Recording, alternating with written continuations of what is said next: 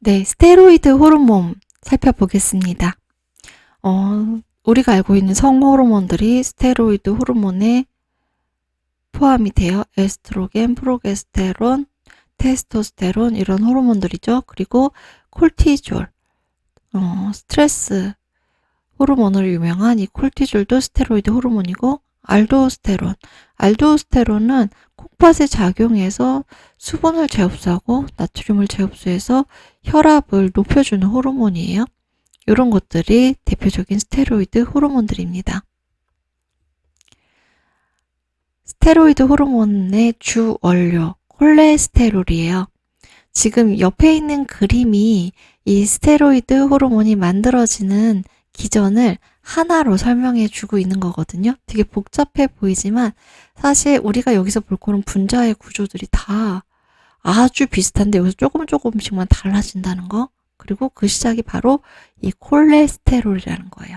이 콜레스테롤을 재료로 해서 이 구조들을 조금씩 바꾸면서 이제 이 호르몬들이 만들어지는 거죠. 콜레스테롤이 제일 먼저 어떤 형태가 되냐면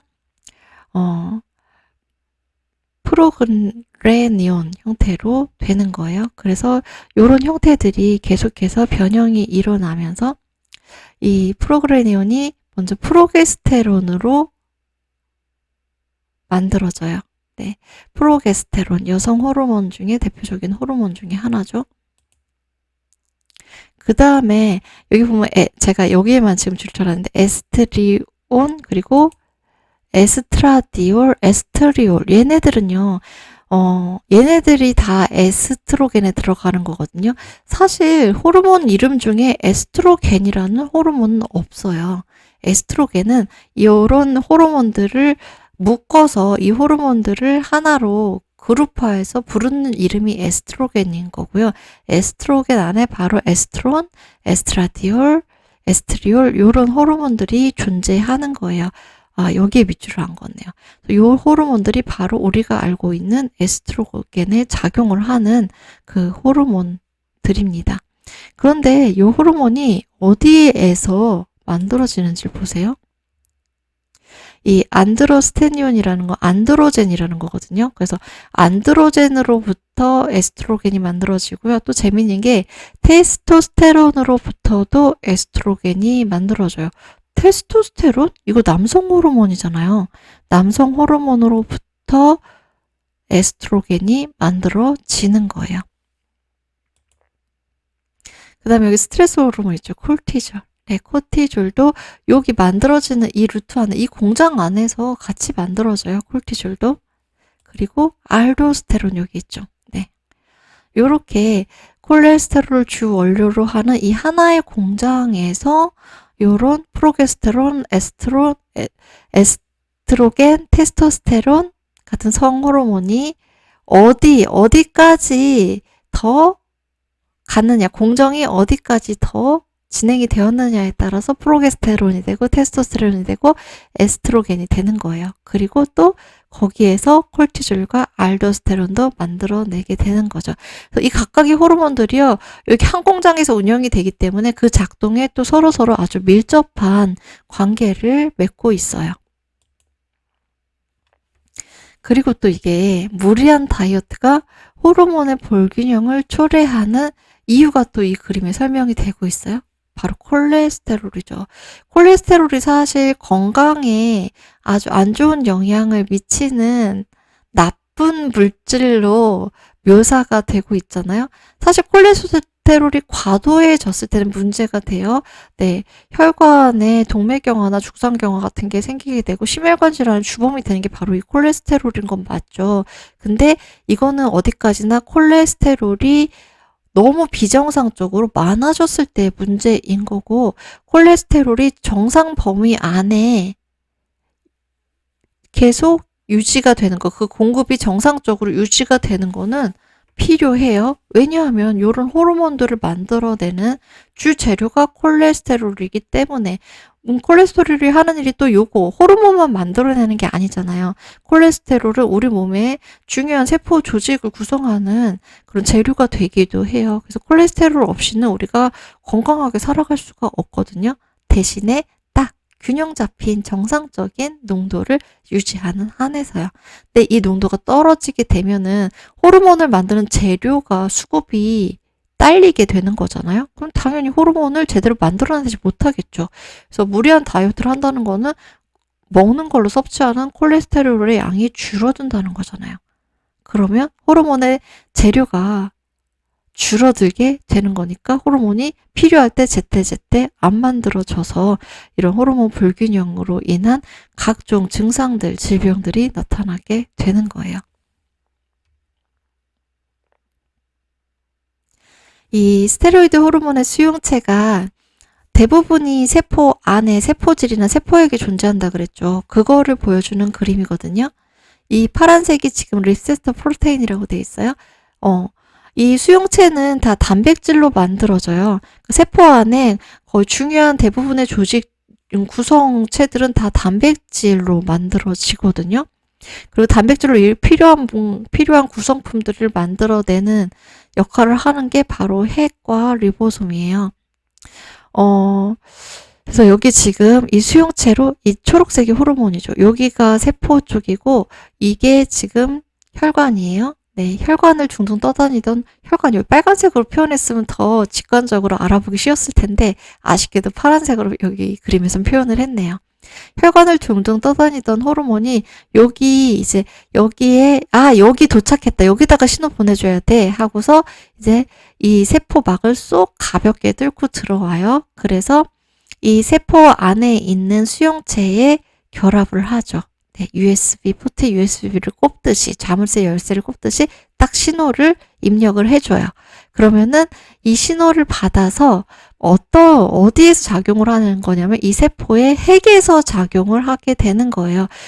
이 신호가 세포의 핵을 작동하는 그런 매뉴얼 역할을 해야 된다고, 매뉴얼이라기보다는 주문서 역할을 하는 거예요. 이 주문을 딱 주면은 이 핵에서 알았어. 그렇게 세포 분열을 어떻게 해가지고, 어떤 물질을 만들어내라는 거지, 이렇게. 이 핵에서 그런 신호를 받아서 작동하는 방식에 따라서 이 표적기관의, 반응이 이제 만들어지게 되는 거죠.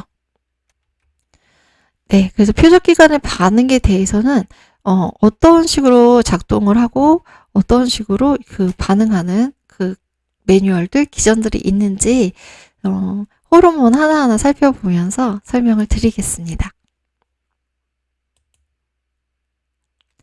제일 먼저 스테로이드 호르몬 중에서 에스트로겐을 살펴보려고 해요. 말씀드렸듯이 에스트로겐은 이 에스트로겐 자체가 호르몬의 이름이 아니에요.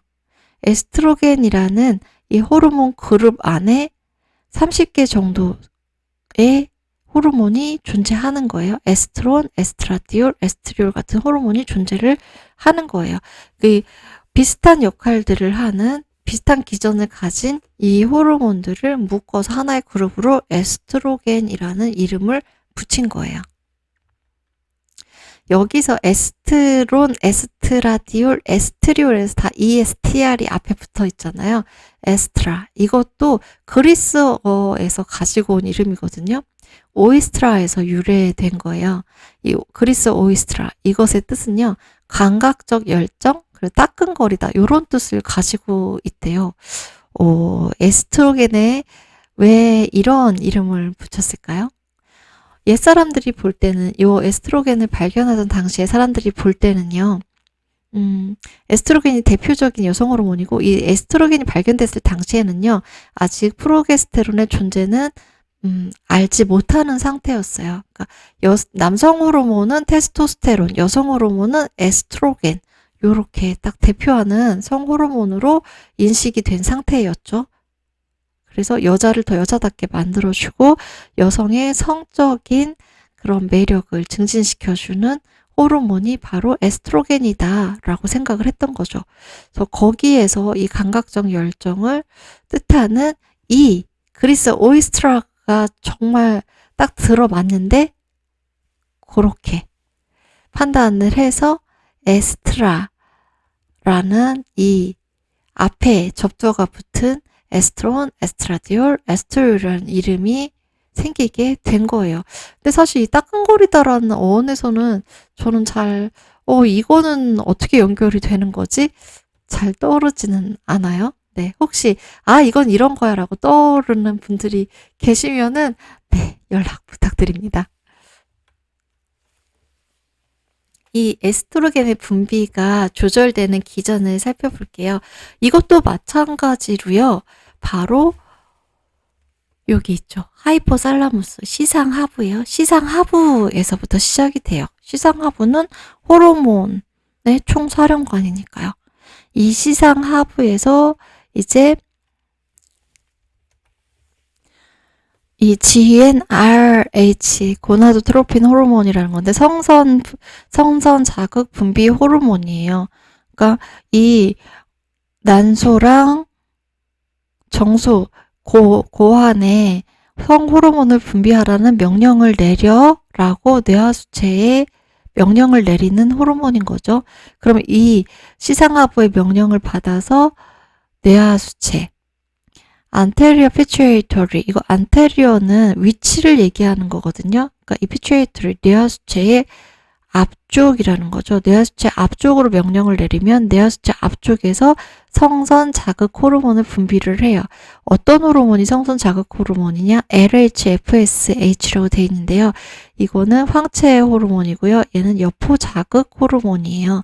이 두 가지 종류의 호르몬을 이제 고환과 난소로 보내게 되는 거죠. 그러면은 이 호르몬이라는 전령을 받으면은 우리가 좀 전에 본 것처럼 이 난소에 있는 우리 지금 에스트로겐을 다루고 있으니까 난소만 가지고 볼게요. 난소에 있는 세포의 수용체에서 이제 세포 속에 그 수용체에서 이 LH, FSH를 받아들이죠. 그럼 얘네들이 보낸 메시지를 딱 읽어요. USB를 꽂아서 메시지를 쫙 펼쳐서 이런 메시지가 왔어? 알았어?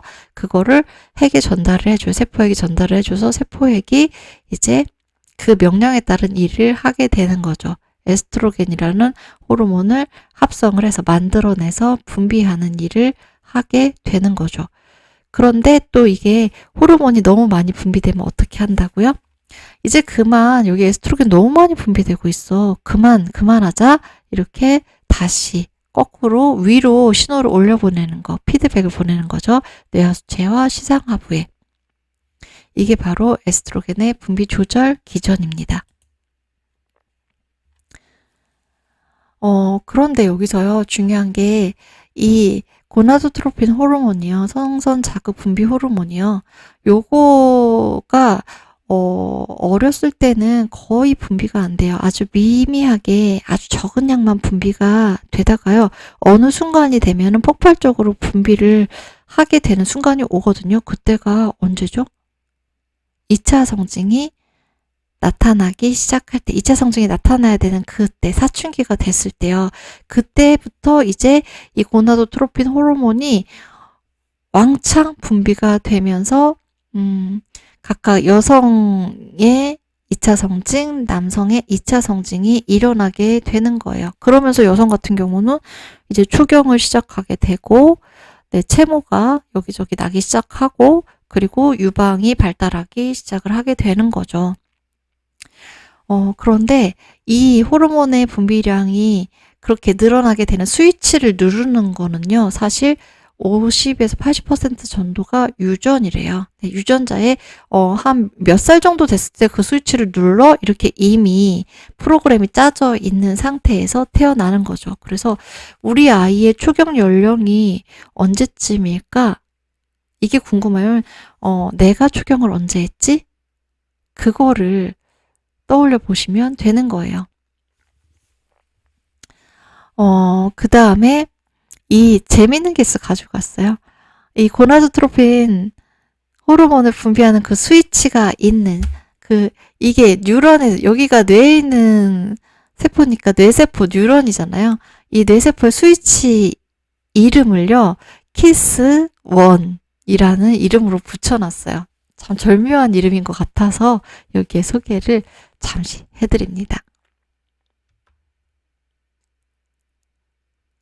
그래서 요런 스위치가 눌려져서 에스트로겐이 본격적으로 제대로 분비되기 시작해요.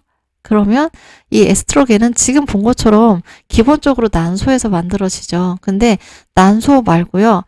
제가 앞에서 말씀드렸죠. 지방 조직에서도 에스트로겐이 만들어져요. 그래서 이제 우리가 갱년기가 다가올 때 중년의 여성들에게는 어느 정도 적당한 지방 조직이 있어주는 게 더 좋은 것 같아요. 에스트로겐 분비가 급격하게 줄어들면서 다양한 갱년기 증상들이 나타나게 되는데 이 지방 조직에서 어느 정도 에스트로겐이 분비가 되어준다면 사실 에스트로겐이 급격하게 줄어드는 거는 이런 난소에서 분비되는 에스트로겐의 양이 거의 없어지다시피 하면서 급격하게 줄어드는 거잖아요. 근데 그게 다른 부분에서 이런 부분을 조금이라도 보완을 해줄 수 있다면 갱년기 증상을 조금은 이렇게 완화시켜주는 완충장치 역할을 할 수 있게 되는 거잖아요. 그래서 너무 이렇게 중년이 넘어서까지 모델 같은 날씬함을 추구하기보다는 적당한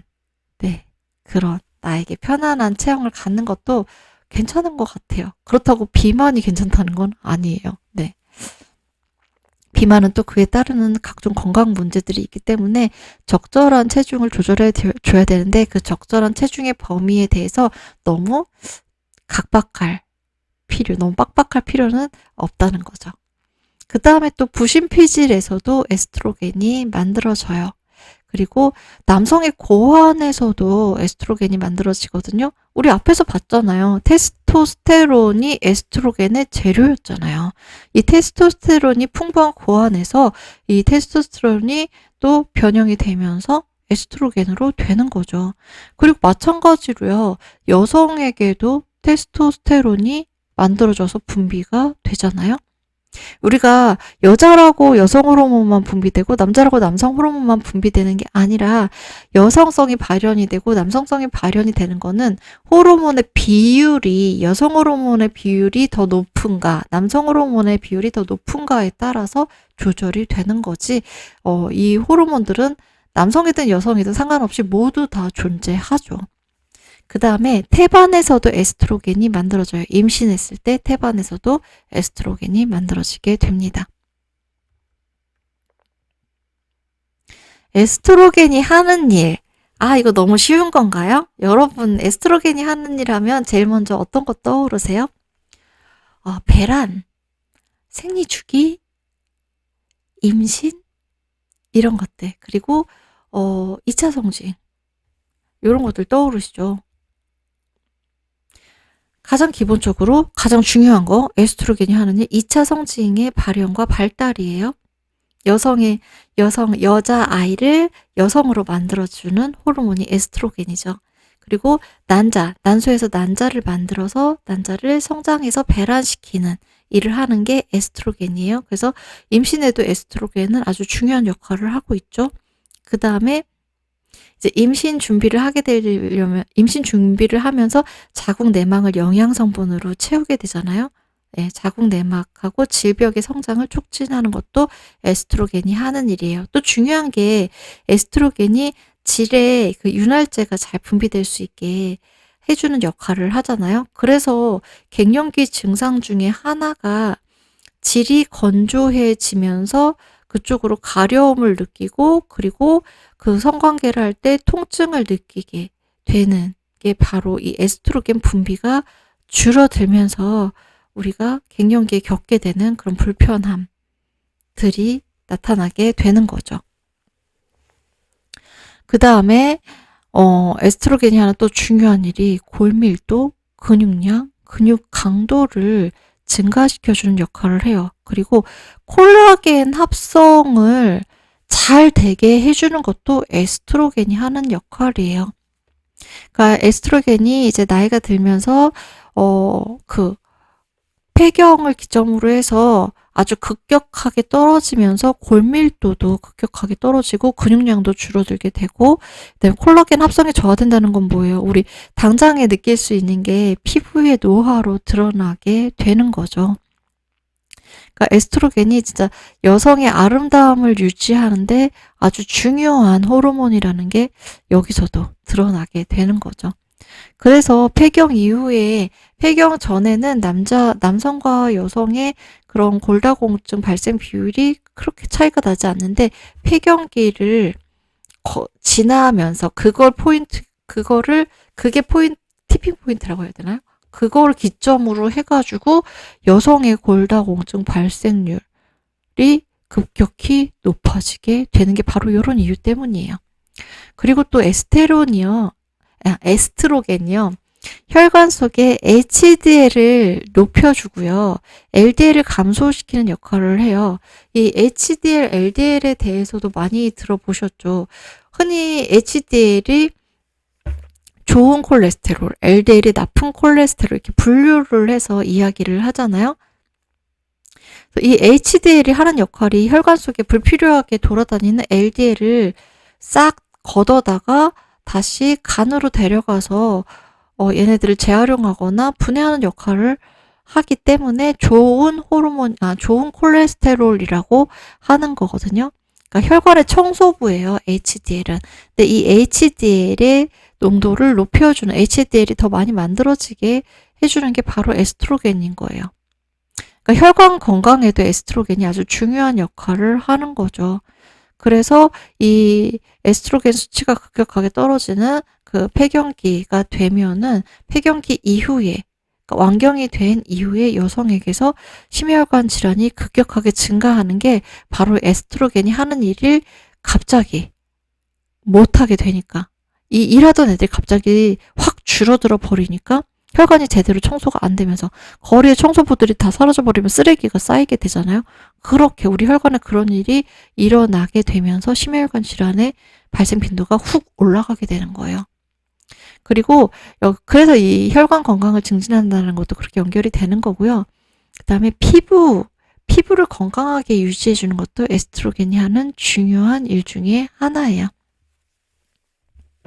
그 다음에 또 이 에스트로겐이요. 염증을 억제해주는 역할을 해요. 항염 작용을 하고 항산화 작용을 하는 게 또 에스트로겐의 일이에요. 그래서 폐경이 되면서 이런 작용들도 많이 에스트로겐 분비가 줄어드는 만큼 이런 작용도 줄어들게 되면서 이제 몸의 면역 체계도 약해지게 되는 거고 항산화 작용이 제대로 이루어지지 않는다는 거 그거는 노화가 더 빨라진다는 것과 같은 말이죠. 그러니까 폐경 이후에 노화가 촉진이 되는 게 바로 이런 에스트로겐이 하는 일들이 관련이 되어 있는 거예요. 그리고 우리 앞에서요. 뇌세포에서도 호르몬이 분비된다고 했죠. 그 부분하고 관련되는 일이거든요. 에스트로겐이요. 뇌의 신경을 보호하는 작용도 해요. 물론 여기 뇌에 작용하는 에스트로겐이요. 뇌에서만 만들어지는 건 아니에요. 왜냐하면은 이 스테로이드 호르몬은요. 대부분이 BBB, 뇌혈관 장벽을 통과해서 들어갈 수 있어요. 쉽게 뇌로 들어갈 수 있어요. 그래서 우리 몸의 내분비 샘에서 만들어진 호르몬이 뇌에 작용할 수 있어요. 뇌에 존재하는 에스트로겐 수용체, 그러니까 이 호르몬이 아무리 분비가 돼도요, 그 세포에 수용체가 없으면 우리가 USB 정보를 아무리 많이 갖고 있어도요, 컴퓨터를 보니까 USB를 꼽는 데가 없어요. 그럼 그 USB 무용지물이잖아요. 그것처럼, 에스트로겐이 아무리 혈관 속에 많이 돌아다니고 있어도요, 그 수용체가 없으면 무용지물이에요. 수용체가 있는 부분에만 작동할 수가 있는 거죠. 근데 뇌에 보니까요, 이렇게 많은 거예요. 에스트로겐 수용체가요. 여기 지금 이게 우리나라 사람들이 해외에 저명한 학술지에 낸 논문이 있더라고요. 거기에 있는 지금 거기 논문에서 우리 뇌 속에 이 에스트로겐 수용체가 어떻게 분포를 해서 뇌에 어떻게 작동하는가, 그것에 대해서 논문을 쓴 거거든요. 거기에 있는 그림을 가지고 와봤어요. 네. 지금 이거 ER이 에스트로겐 호르몬이에요. 네, ER이 에스트로겐 호르몬 리셉터. 예, 그러니까 수용체예요. 수용체가 알파, 베타는 그 수용체 모양에 따라서 그 꼽는 포트의 종류에 따라서 알파, 베타로 나눈 거예요. 그래서 보니까요, 이 수용체들이 여기 전두엽 쪽에 이렇게 많이 몰려있네요. 그러니까 에스트로겐이 뭔가 전두엽의 역할에, 조절자로서 어떤 작용을 한다는 걸 알 수가 있는 거예요. 전두엽이 어떤 역할을 하죠? 인간의 통합적인 사고, 그리고, 정서적인 부분, 감정과 이성을 적절하게 조화시켜서, 적절한 사회적인 행동, 사회적인 그런 반응을 할 수 있게 만들어주는 것이 또 전두엽이기도 해요. 그래서 사회성과 관련된 부분이기도 하고, 또 인격과 관련된 부분이기도 하고, 또 인지적인 판단과 관련된 부분이기도 하죠. 쉽게 말해서 우리 그러잖아요. 인간을 인간답게 만들어주는 영역이 바로 이 전두엽이라고 하잖아요. 네, 인간을 인간답게 만들어주는데 에스트로겐이 어떤 중요한 역할을 하고 있다는 거를 알 수가 있어요. 그 다음에 이 부분이요. 이 부분은 센소리 모터 콜텍스, 채성 감각, 우리 몸에 신체 감각을 뇌에 전달해주는 부분이잖아요. 이 부분에도 이렇게 에스트로겐 수용체들이 존재를 하고 있어요. 모여 있어요. 이 말은요, 우리가 아까 호르몬의 역할 중에서 그런 거 있었죠. 통증 감각을 조절하는 데도 영향을 미친다 그랬잖아요. 바로 우리 몸에서 느껴지는 그런 감각들을 조절하는 데도요, 에스트로겐이 작용을 한다는 거를 보여주는 증거인 거예요. 그 다음에 시상이요, 시상. 여기 살라머스죠. 하이포가 없어요. 시상, 하부가 아니라 시상이에요. 이 시상에도 에스트로겐 수용체가 있어요. 이 시상은 우리가 뇌과학과 아로마 세라피에서 이미 다룬 부분이거든요. 우리 몸에 들어오는 모든 그런 감각들 있죠. 오감. 그 감각의 문지기 역할을 하는 것이 시상이에요. 여기서 어떤 감각들을 우리의 뇌에 다 곳곳으로 보내줘서 그 감각들을 분석하고 판단하고 그 자극에 대해서 반응을 보일까? 이런 것들을 결정하는 거죠. 그래서 너는 들어가도 돼. 너는 아예 필요 없어. 이런 자극은 인식하지 않아도 돼. 무의식으로 보내버리고. 요걸 담당하는 게 시상인데 이 시상의 작용에도 에스트로겐이 영향을 미치고 있는 거예요. 그러니까 우리가 오감을 통해서 감지하는 그런 다양한 자극들 중에서 어떤 거를 뇌로 전달할지 결정하는 그 문지기의 역할에도 에스트로겐이 어떤 역할을 한다는 거. 그러니까 우리 무엇을 감각을 인지하는, 그래서 인지한 감각에 대해서 그 자극에 대해서 반응을 하는데도 에스트로겐이 작용하는 부분이 있구나. 그거를 알 수가 있는 거예요.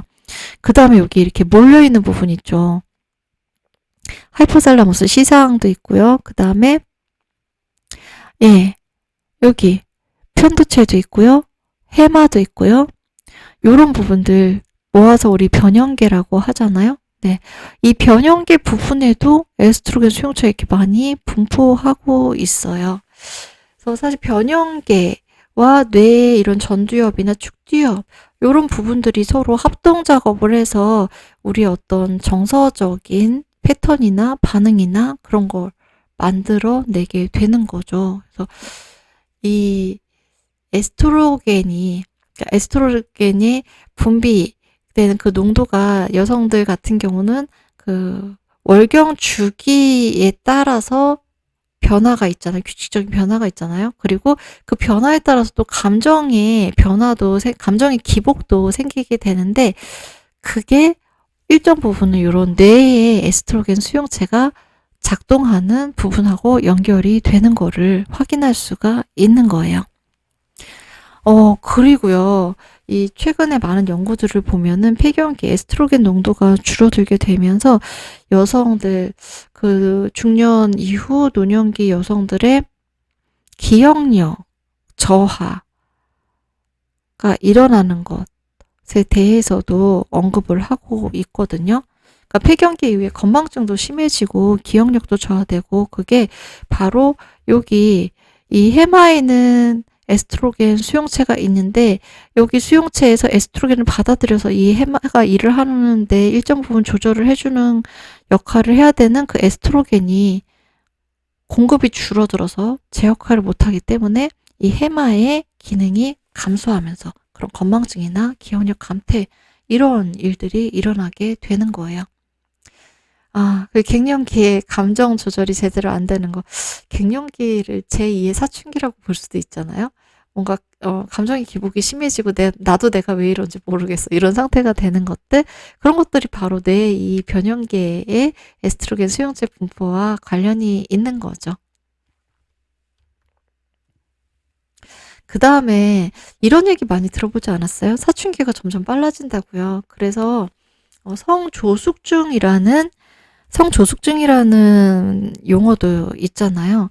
근데 사실 이거를 전반적으로 그 초경 연령이 빨라지고 있다, 이런 얘기들을 많이 해서 그것에 대해서 또 연구를 하는 학자들도 많이 있는데, 대부분의 연구들은요, 이게 어떤 병적으로 빨라지는 건 없고 이건 정상 범위 안에서 빨라진 것뿐이다. 그래서 빨라졌다고 말할 수는 없다라고 그렇게 결론을 내리는 연구가 많이 있기는 해요.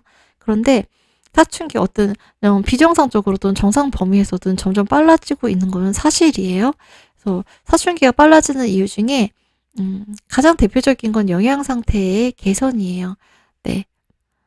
지금 현대사회는 먹거리가 아주 풍부한 사회죠. 영양 성분이 넘쳐나게 이걸 제공되는 사회에 살고 있어요. 그러면서 영양 상태가 개선되어서 사춘기가 앞당겨졌다는 거. 네, 이게 가장 주요 원인 중에 하나고요. 또 이거는 어떤 건강 문제와 관련이 되는 건 아니죠. 그리고 사실 비만이 이런 초경 연령을 앞당긴다는 그런 의심을 받고 있기는 하는데요. 막상 연구를 해보면 비만이랑 초경 연령 간에 이런 통계적으로 유의한 상관관계는 잘 밝혀지지가 않아요. 오히려 이런 내분비 교란 물질, 유아기의 어떤 스트레스, 아주 극도의 스트레스를 받았던 경험, 요런 것들은 사춘기를 이런 교란물질, 내분비 교란물질에 노출이 되지 않았을 때에 비하면 확실하게, 그리고 유아기에 어떤 극도의 스트레스에 노출되지 않은 집단에 비하면 스트레스에 노출됐던 그 집단에서 정말 명확하게, 통계적으로 유의하게 사춘기가 빨라졌어. 이런 연구 결과들은 많이 있어요.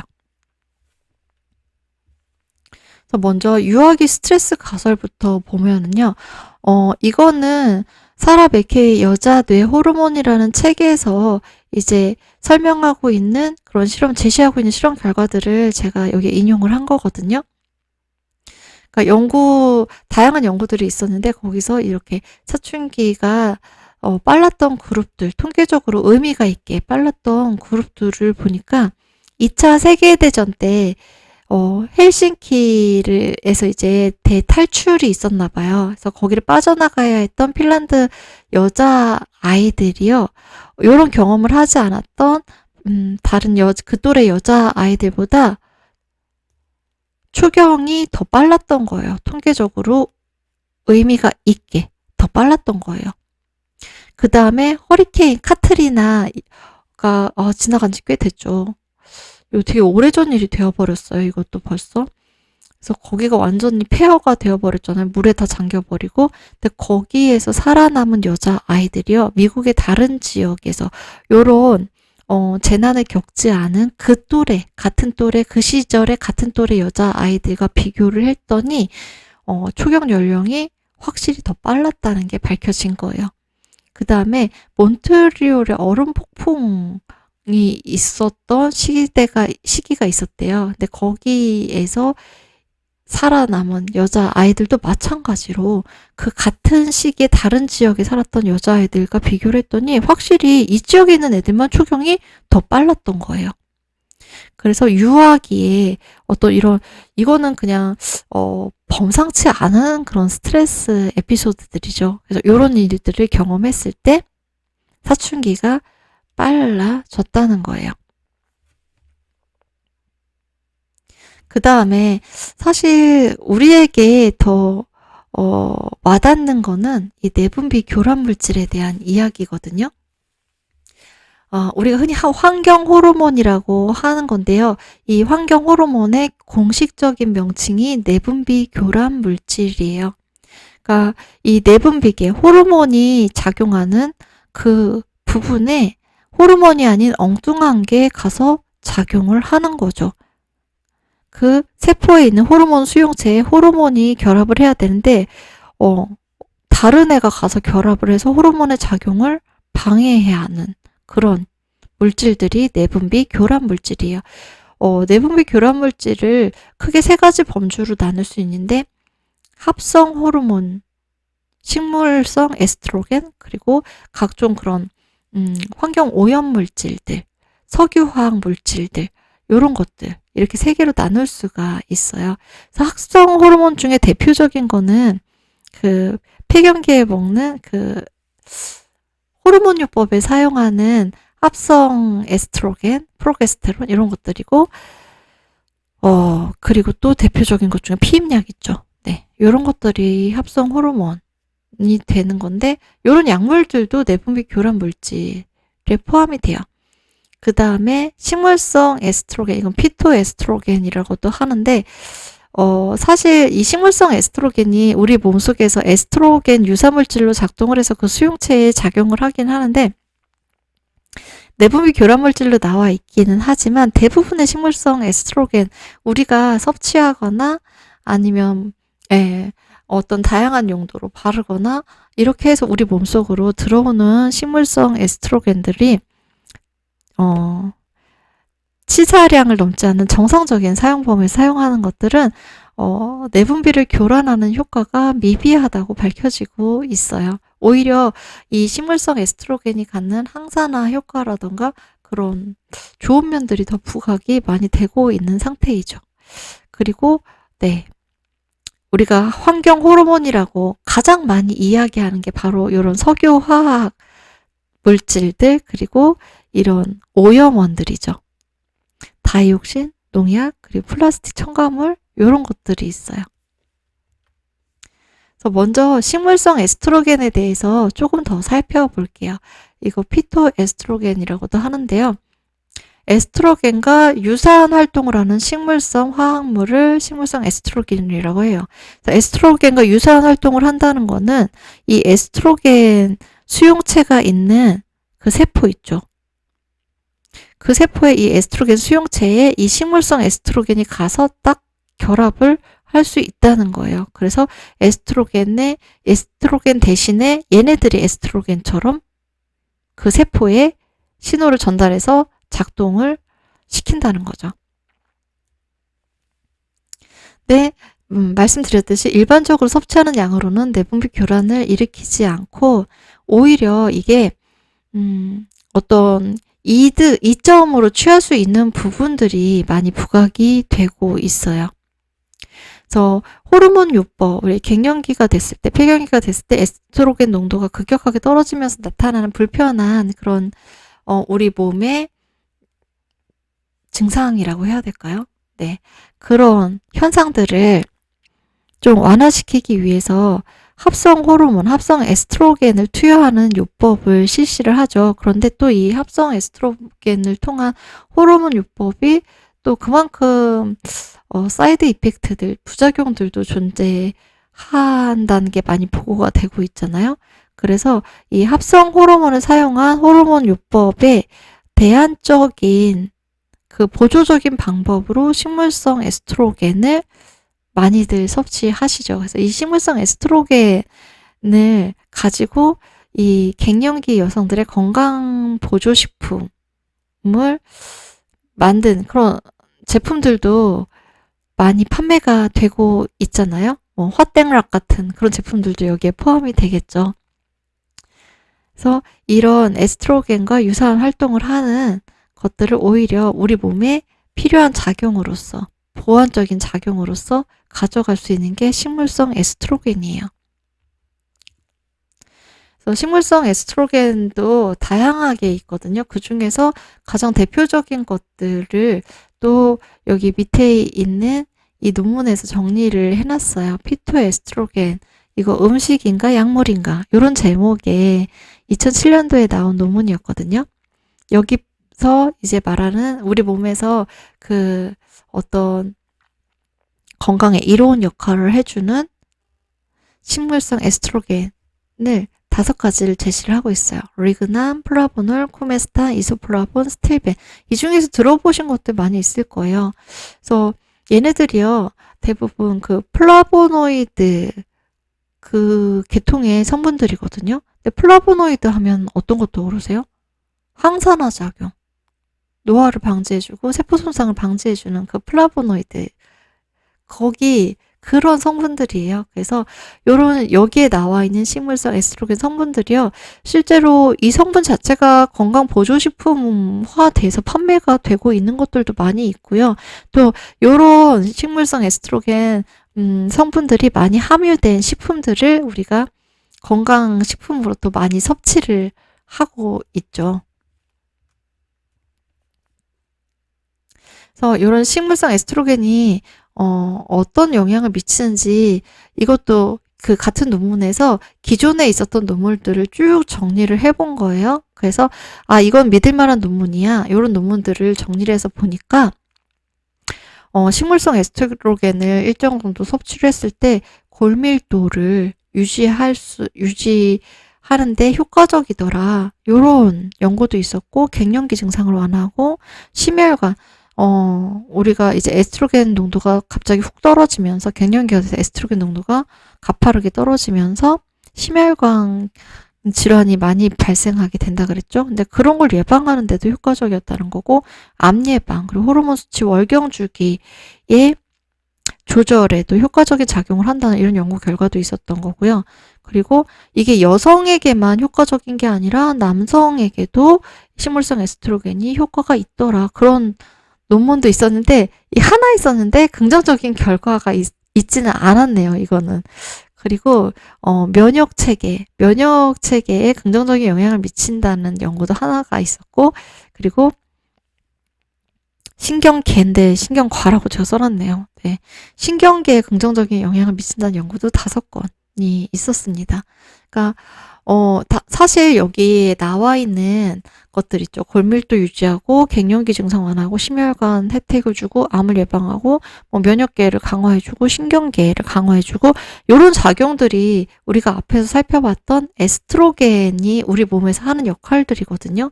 그러니까 에스트로겐이 우리 몸에서 하는 긍정적인 역할들을 이 식물성 에스트로겐이 보조적으로 도와주는 역할을 한다는 거. 그것도 이 표를 통해서 우리가 볼 수 있는 거죠. 그래서 요렇게 고마운 에스트로겐이 많이 함유된 식품들이 어떤 것들이 있나, 이것도 이 논문에 정리가 되어 있는데, 이게 사실 이거보다, 여기 지금 제가 표로 제시한 것보다 더 표에 나와 있는 이 식물들이 더 많거든요. 근데 그 중에서 우리나라에서 지금 우리가 쉽게 구해서 먹을 수 있는 것 중심으로 제가 여기다가, 정리를 해놨어요. 그래서 가장 대표적인 식물성 에스트로겐이 많이 들어있다고 알려진 가장 대표적인 게 콩이잖아요. 그러니까 이 수치가 압도적이죠. 네. 여기에 나와 있는 것들이요. 앞에 그 표에서 보여드렸던, 네, 얘네들이 앞에 표에서 보여드렸던 그 식물성 에스트로겐의 그 세부적인 명칭들이에요. 네, 콩에서 보면은, 엄청나게 많이 있죠. 그다음에 칡뿌리도 식물성 에스트로겐 함량이 되게 높아요. 그 다음에 아마씨도 그렇죠. 또 여기 나오는 해바라기씨, 땅콩. 네, 땅콩도 식물성 에스트로겐이 꽤 들어있어요. 그리고 보리, 그 다음에 과일에도. 우리가 흔히 식물성 에스트로겐 하면은 이 콩이나 씨앗이나 칡뿌리 이 정도 생각하는데, 과일에도 생각보다 식물성 에스트로겐이 꽤 들어있다는 거를 이 연구 표에서 볼 수가 있어요. 그 다음에 적채, 빨간 양배추에도 들어있고, 브로콜리, 마늘, 애호박, 당근, 요런 채소들에도 식물성 에스트로겐이 들어있는 거죠. 그 다음에 홍차랑 녹차에도 식물성 에스트로겐이 함유되어 있는 거를 이 표를 통해서 볼 수 있습니다. 그래서 요런 식품들은요, 뭔가 내가 생리불순이 있다거나 에스트로겐 농도가 낮아서 생기는 다양한 불편함들을 겪고 있는 상태라면은 네, 챙겨 먹으면 좋은 그런 식품들이 되겠죠. 그 다음에 제노에스트로겐이라는 게 있어요. 이거는 여기 밑에 보시면 제가 이 제노에스트로겐이라는 용어를 갖다 쓴 책이 있거든요. 여성 호르몬의 진실이라는 책이에요. 이 책은 어떻게 보면은 가설적인 부분들도 많이 들어있어서 이 책에 나온 내용들을 100%다 이게 true야, 진실이야, 확실해라고 이야기를 할 수는 없지만 또 많은 부분 여기에서 우리가 배울 수 있는 부분 그리고 과학적으로 검증된 부분 그런 부분들도 같이 있기 때문에 이 책도 한 번쯤 읽어보시는 것도 좋을 것 같아요. 근데 거기에서 이런 에스트로겐 유사 물질들 있죠. 우리 몸 속에서 만들어지는 거 말고 바깥에서 들어오는 그런 에스트로겐 유사 물질이라고 해서 제노 에스트로겐이라는 표현을 썼어요. 근데 우리가 흔히 말하는 환경 호르몬들이 여기에 포함이 되는 거거든요. 그래서 그런 노닐페놀이나 비스페놀 같은 거 요런 산업용 화학 물질들, 석유 화학 물질들 이거 여기에서도 제노 에스트로겐이 분비가 되는 거고요. 나오게 되는 거고요. 그 다음에 살충제, 제초제 같은 농약들이요. 대표적인 DDT가 있죠. 그리고 이제 유기중금속류에서 카드뮴, 납, 수은 같은 것들, 그리고 다이옥신류. 근데 이 다이옥신이 또 문제가 되는 게 쓰레기 소각장에서 나오는 그 오염원. 네, 대표적인 게 다이옥신류잖아요. 거기에도 환경 호르몬이 들어있다는 거. 그 다음에 이제 이거 앞에 분류해서 제일 첫 번째 나왔던 거죠. 합성 호르몬. 그래서 합성 에스트로겐류 같은 거. 요런 것도 제노 에스트로겐으로 분류를 하고요. 그 다음에 식품 첨가물 중에서 항산화제로 쓰이는 것들 있죠. 요것도 엄밀하게 말하면 우리 몸 밖에서 만들어지는 에스트로겐 유사 물질이니까 제노 에스트로겐인 거죠. 근데 이 중에서 실제로 우리가 환경 호르몬, 우리 몸에 유해한 영향을 미친다고 여겨지는 환경 호르몬들이 아주 일상에서 쓰는 용품들과 밀접하게 연결이 되어 있죠. 특히 석유화학 제품들 같은 경우 다양한 플라스틱 제품들을 사용하면서 우리 몸속으로 알게 모르게 이런 제노에스트로겐 환경 호르몬이 스며들고 있는 거죠. 이런 환경 호르몬, 내분비 교란 물질이 작용하는 원리를 볼게요. 얘네들이요. 지금 이 그림이 너무 잘 나와 있어 제가 또 논문에 있는 그림을 가지고 왔거든요. 보면 이게 세포예요. 세포 보면은 이 호르몬들이요. 세포에 있는 정상적인 이 수용체에 이 호르몬 여기 모양, 이 모양이랑 수용체 모양이랑 딱 맞죠. 그래서 정상적으로는 얘가 여기에 딱 들어가야 되는데 엉뚱한 애가 네, 이 엔도크라인 디스럽터가 내분비 교란 물질이거든요. 그래서 이거 EDC라고 표현을 해요. 이 내분비 교란 물질, 환경 호르몬이 들어갈 자리를 딱 차지해 버렸네요.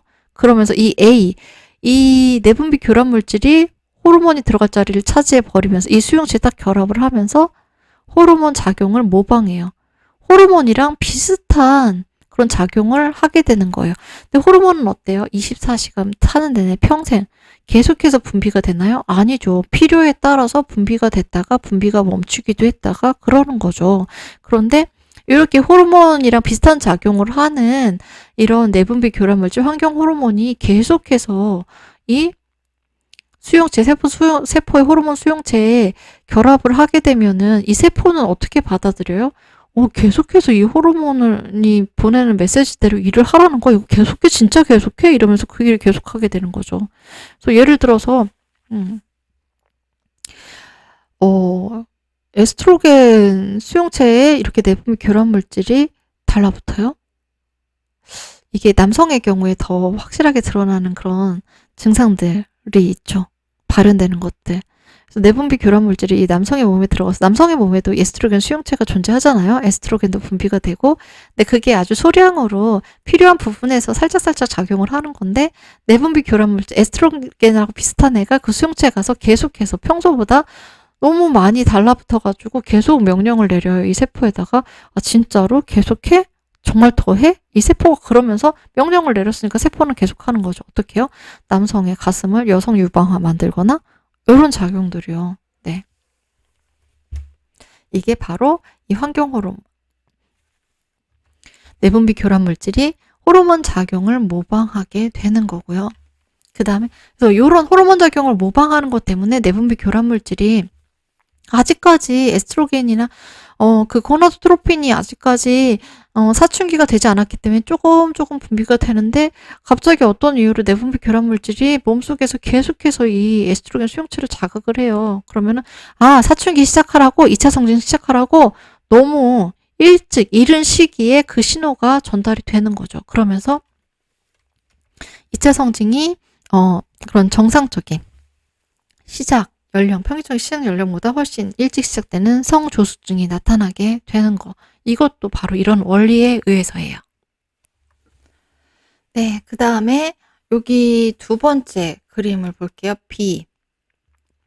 안타고나이즈드 레스판스라고 되죠. 똑같이 결합을 했어도 이게 또 다른 작용으로 일어날 수도 있어요. 이거는 여기에 결합하는 내분비 교란 물질의 종류에 따라서 작용이 각각 다르게 나타나는 거예요. 그래서 어떤 내분비 교란 물질, 환경 호르몬은요, 이 호르몬과 비슷한 작용을 하는 게 아니라 여기를 딱 막아버려서 호르몬이 여기에 들어오지 못하게 하면서 호르몬 작용을 아예 막아버리는 거예요. 기량작용이라는 거는 못하게 막는 거거든요. 그러니까 호르몬이 작용을 해야 되는데 여기에 엉뚱한 애가 딱 자리를 차지하고 있어서 호르몬이 분비가 되기는 했는데 그 표적 기관으로 가서 제대로 일을 못하게 만드는 작용을 하는 거예요. 그 다음에 이제 이거는요, 여기 내분비 교란 물질이랑 이 호르몬이 합체가 돼서 이 결합을 해버렸죠. 수용체에. 그래서 이런 경우에는 이 호르몬이 수용체와 결합을 해가지고 여기 보내는 신호 있잖아요. 그 신호를 바꿔버리는 거예요. 그러니까 편지를 전달하는데 편지 내용을 바꿔버리는 거죠. 그게 바로 이 합성 및 대사 패턴을 변경한다는 이야기가 바로 그거예요. 네, 그 다음에 이제 D가 두 개가 있죠. 똑같이 내분비 교란 물질이 이 호르몬 수용체에 결합을 했어요. 그래서 오버 리스판스, 언더 리스판스. 그러니까 너무 과잉 반응을 하게 하거나 아주 약간만 이 세포가 일을 하게 하는 거예요. 그러니까 호르몬의 작용을 더 극대화시키거나 아주 작게 만들거나 이런 작용을 하기도 해요. 그게 특정 수용체의 발현을 수정하는 거예요. 발현이 되는 게 정상적으로 발현이 되는 게 아니라 정상보다 더 크게 발현이 되거나 정상보다 더 적게 발현이 되도록 만들어버리는 거. 그래서 크게 이 네 가지 작용이 내분비 교란 물질이 우리 몸에 작동하는 원리예요. 이런 거를 통해서 호르몬은 무엇을 한다 그랬죠? 우리 몸 곳곳을 돌아다니면서 우리 몸이 항상성을 유지하고 균형 잡힌 상태에서 제대로 돌아가게끔 조정을 해주는 역할을 한다 그랬죠? 세포와 세포 간에 메시지를 전달해주는 역할을 한다 그랬는데 이거를 막 엉망진창으로 만들어 버리는 거예요. 그러면서 우리 몸의 균형이 깨지고 항상성이 깨지면서 여기저기서 문제가 초래되게 되는 거죠. 에센셜 오일의 성분 중에서도요, 이런 호르몬 유사작용을 하는 성분이 있어요. 아네솔이라는 성분이거든요. 지금 여기 사진에 나와 있는 게 펜넬이 이제 씨앗을 맺은 상태의 모습이에요. 그래서 이 아네솔을 함유하고 있는 에센셜 오일 중에 대표적인 게 스윗펜넬 오일이거든요. 그래서 이 스윗펜넬 오일 같은 경우는 에스트로겐 유사 성분인 아네솔이 많이 함유되어 있기 때문에 앞에서 봤던 것처럼 에스트로겐 수용체 결합해서 이 아네솔이 하는 작용은 다시 꾸겼던 걸 펼쳐보면 이 A, B, C, D 중에 어떤 작용을 하는 걸까요? 호르몬 작용을 모방하는 거예요. A의 작용을 하는 거예요. 그래서 에스트로겐하고 비슷한 역할을 해주는 거예요. 그래서 에스트로겐이 분비되지 않는 상태에서도 이 아네솔이 혈관 속으로 흡수가 되면은 에스트로겐 수용체가 있는 조직으로 가서 그 에스트로겐이 분비된 것과 똑같은 효과를 내도록 하는 거죠. 그래서 이 펜넬 에센셜 오일 같은 경우에 뭔가 호르몬 문제로 인해서 생리불순이 있다거나 무월경이 있다거나 이럴 때 사용할 수 있는 에센셜 오일이기도 하거든요.